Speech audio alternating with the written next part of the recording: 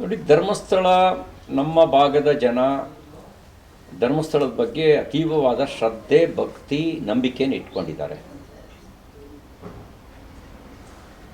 ಧರ್ಮಸ್ಥಳ ಗ್ರಾಮೀಣಾಭಿವೃದ್ಧಿ ಸಂಸ್ಥೆಯು ಬಡವರ ನಡುವೆ ಅದು ಮದ್ಯ ವ್ಯಸನದಿಂದ ಅವ್ರನ್ನ ಮುಕ್ತ ಮಾಡೋದ್ರಿಂದ ಮೊದಲುಗೊಂಡು ಮೈಕ್ರೋ ಸಾಲವನ್ನು ಕೊಡೋದ್ರ ಮೂಲಕ ಬದುಕು ಕಟ್ಕೊಳ್ಳೋದಕ್ಕೆ ನೆರವಾಗಿದೆ. ರಾಷ್ಟ್ರೀಕೃತ ಬ್ಯಾಂಕ್ಗಳಿಗೆ ಧರ್ಮಸ್ಥಳ ಗ್ರಾಮೀಣಾಭಿವೃದ್ಧಿ ಸಂಸ್ಥೆ ಮಧ್ಯವರ್ತಿಯಾಗಿ ಕೆಲಸ ಮಾಡ್ತಾ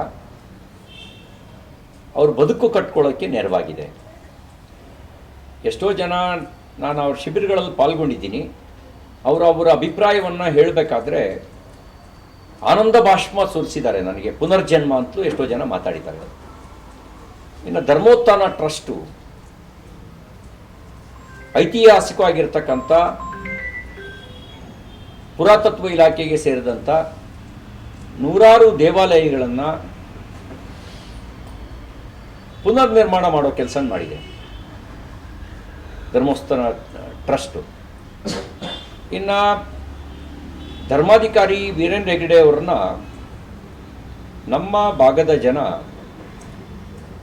ನಮ್ಮ ನಡುವೆ ಇರುವ ದೇವರು ಅಂತ ಭಾವಿಸ್ತಾರೆ, ದೇವತಾ ಮನುಷ್ಯ ಅಂತ ಭಾವಿಸ್ತಾರೆ.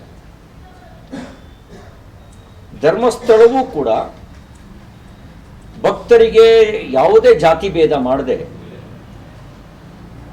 ಭಕ್ತರನ್ನ ಸಮಾನವಾಗಿ ಕಾಣುವಂಥ ವ್ಯವಸ್ಥೆಯನ್ನು ದಶಕಗಳ ಹಿಂದೆ, 5-6 ದಶಕಗಳ ಹಿಂದೆಯೇ ಸಮಾಜಕ್ಕೆ ಪರಿಚಯಿಸಿ ಅಲ್ಲಿ ಭಕ್ತಿ ಮತ್ತು ಸಮಾನತೆಯನ್ನು ಗಟ್ಟಿಗೊಳಿಸೋ ಕೆಲಸ ಮಾಡಿದೆ. ಇಂಥ ಒಂದು ಧರ್ಮಸ್ಥಳದ ಬಗ್ಗೆ ಕೆಲವು ಅಪಪ್ರಚಾರ ಆರಂಭದಲ್ಲೂ ಇತ್ತು, ಈಗ ಅದು ಸ್ವಲ್ಪ ವ್ಯಾಪಕ ಆಗಿದೆ.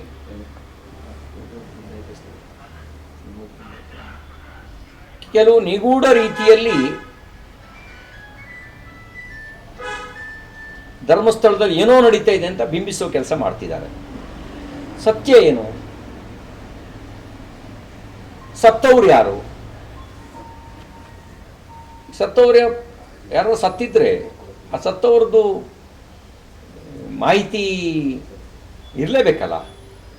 ನಮಗೆ ಸೌಜನ್ಯ ಕೊಲೆ ಮಾಹಿತಿ ಇದೆಯಪ್ಪ, ಸೌಜನ್ಯ ಕೊಲೆ ಮಾಹಿತಿ ಇದೆ. ಸೌಜನ್ಯ ಕೊಲೆಗೆ ಸಂಬಂಧಪಟ್ಟಂತೆ ತನಿಖೆ ಆಗಿ ಚಾರ್ಜ್ ಶೀಟ್ನು ಹಾಕಿಬಿಟ್ಟಿದೆ.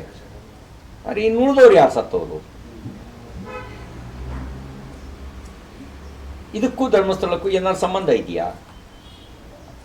ಅಥವಾ ಕೇವಲ ಧರ್ಮಸ್ಥಳವನ್ನು ಟಾರ್ಗೆಟ್ ಮಾಡೋ ಕೆಲಸ ನಡೀತಾ ಇದೆಯಾ? ನನಗನ್ಸುತ್ತೆ ಧರ್ಮಸ್ಥಳವನ್ನು ಟಾರ್ಗೆಟ್ ಮಾಡೋ ಕೆಲಸ ನಡೀತಾ ಇದೆ. ಯಾವುದು ಭಕ್ತಿ ಭಾವವನ್ನು ಗಟ್ಟಿಗೊಳಿಸುತ್ತೋ, ಯಾವುದು ಸಹೋದರತ್ವವನ್ನು, ಸಮಾನತೆಯನ್ನು ಎತ್ತಿ ಹಿಡಿಯುತ್ತೋ ಅದನ್ನು ದುರ್ಬಲಗೊಳಿಸಬೇಕು ಅನ್ನುವಂಥ ಸಂಚಿನ ಒಂದು ಭಾಗ ಇರ್ಬೋದು ಅಪಪ್ರಚಾರ ಅಂತ ನನಗೆ ಅನುಮಾನ ಇದೆ. ಅಕಸ್ಮಾತ್ ಸತ್ಯ ಇದ್ದಿದ್ರೆ ಇಷ್ಟೊತ್ತಿಗೆ ಯಾರಾದರೂ ಹತ್ಯೆಗೊಳಗಾದ ಯಾರ ಕುಟುಂಬದವರು ಯಾರು ದೂರು ಕೊಡಬೇಕಿತ್ತಲ್ಲ. ಎಷ್ಟು ಜನ ದೂರು ಕೊಟ್ಟಿದ್ದಾರೆ? ಧರ್ಮಸ್ಥಳದಲ್ಲೇ ಮಿಸ್ಸಿಂಗ್ ಆಗಿದ್ರು ಅಂತ ಹೇಳ್ಬಿಟ್ಟು ಒಂದು ಇವತ್ತು ಕಂಪ್ಲೇಂಟ್ ನ ದಾಖಲಾಗಿದೆ ಸರ್. ಆ ಪ್ರಕರಣಕ್ಕೆ ಅನನ್ಯ ಭಟ್ ಆಗ್ಲಿ ಒಂದು ಸಮಗ್ರ ತನಿಖೆ, ನಾನು ಹೇಳೋದಂದ್ರೆ ಸಮಗ್ರ ತನಿಖೆ ಆಗಲಿ. ಜೊತೆಗೆ ನೂರಾರು ಹೆಣಗಳನ್ನ ಹೊರಟಿಟ್ಟಿದ್ದೀನಿ ಅಂತ 164 ಸ್ಟೇಟ್ಮೆಂಟ್ ಕೂಡ. ಅವನು ಯಾರು? ನಾನು ಅವು ಯಾರು? ಅದೆಲ್ಲ ಒಂದು ಸಮಗ್ರ ತನಿಖೆ ಆಗಲಿ. ತನಿಖೆ ಆಗೋಕ್ಕೆ ಮುಂಚೆ ಅನುಮಾನದ ಮೇಲೆ ನಾವು ಯಾರನ್ನೋ ಗಲ್ಲಿಗೇರ್ಸಕ್ಕೆ ಬರಲ್ವಲ್ಲ. ಸಮಗ್ರ ತನಿಖೆ ಆಗಬೇಕಲ್ಲ, ಸತ್ಯಾಸತ್ಯತೆ ಹೊರಗೆ ಬರಬೇಕಲ್ಲ. ಸತ್ಯಾಸತ್ಯತೆ ಹೊರಗೆ ಬರೋಕ್ಕೆ ಮುಂಚೆನೇ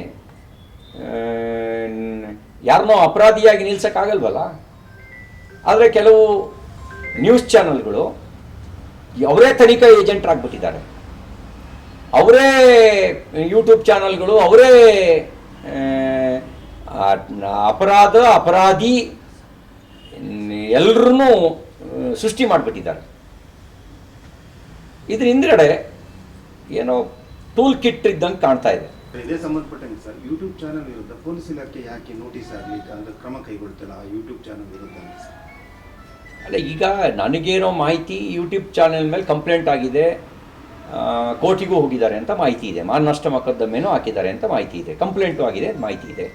ಇನ್ನು ಉಳಿದ ಆ್ಯಕ್ಷನನ್ನು ಪೊಲೀಸ್ ತಗೋಬೇಕು. ತಪ್ಪು ಮಾಡಿದರೆ ತಪ್ಪು ಮಾಡಿದವ್ರ ಮೇಲೆ ಕ್ರಮ ತಗೊಳ್ಳಿ, ಇಲ್ಲದೇ ಇದ್ದರೆ ಸುಳ್ಳು ಅಪಪ್ರಚಾರ ಮಾಡೋರ ಮೇಲೆ ಕ್ರಮ ತಗೊಳ್ಳಿ. ಶ್ರದ್ಧೆಯನ್ನು ಭಂಗ ಮಾಡೋದು, ಒಂದು ಸಾಮಾಜಿಕವಾಗಿರ್ತಕ್ಕಂಥ ನಂಬಿಕೆಯನ್ನು ಭಂಗ ಮಾಡ್ತಕ್ಕಂಥದ್ದು ಒಂದು ಗಂಭೀರವಾದ ಅಪರಾಧ ಆಗುತ್ತೆ. ಆಮೇಲೆ ಕ್ಷಮೆ ಕೇಳ್ಬೋದು, ಏನಿಲ್ಲ ಅಂತ. ಆದರೆ ಅನುಮಾನ ಹುಟ್ಟಾಕೋದು. ಮತ್ತು ನಾನು ಕಳೆದ 4.5 ದಶಕಗಳಿಂದ ಧರ್ಮಸ್ಥಳಕ್ಕೆ ಭಕ್ತನಾಗಿ ಹೋಗ್ತಾ ಇದ್ದೀನಿ. ನಮಗೆ ಧರ್ಮಸ್ಥಳದ ಬಗ್ಗೆ ಅನುಮಾನ ಪಡುವಂಥ ಯಾವ ಸಂಗತಿಯೂ ನಮಗೇನು ಗೋಚರ ಆಗಿಲ್ಲ. ಒಬ್ಬ ಭಕ್ತನಾಗಿ ಹೋಗಿ ಅಲ್ಲಿ ತಾರತಮ್ಯ ಇದೆಯಾ? ತಾರತಮ್ಯ ಇಲ್ಲ. ಆ ಥರದ್ದು ಯಾವುದೋ ಆರೋಪ ಮಾಡುವಂಥ ಯಾವ ಸಂಗತಿಯನ್ನು ನಮ್ಮ ಅನುಭವಕ್ಕೆ ಬಂದಿಲ್ಲ. ಈ ರೀತಿಯ ಇನ್ನಷ್ಟು ವಿಡಿಯೋಗಳು ನಿಮಗೆ ಸಿಗಬೇಕೇ? ಹಾಗಾದ್ರೆ ಈಗಲೇ ನ್ಯೂಸ್ ಮಲ್ನಾಡ್ ಚಾನೆಲ್ನ ಸಬ್ಸ್ಕ್ರೈಬ್ ಆಗಿ, ಕೆಳಗಿರೋ ಸಬ್ಸ್ಕ್ರೈಬ್ ಬಟನ್ ಮೇಲೆ ಕ್ಲಿಕ್ ಮಾಡಿ ಉಚಿತವಾಗಿ ಸಬ್ಸ್ಕ್ರೈಬ್ ಆಗಿ. ನಿಮ್ಮ ಒಂದೊಂದು ಸಬ್ಸ್ಕ್ರೈಬ್ ಕೂಡ ನಮಗೆ ಬೆಂಬಲ, ಸ್ಫೂರ್ತಿ.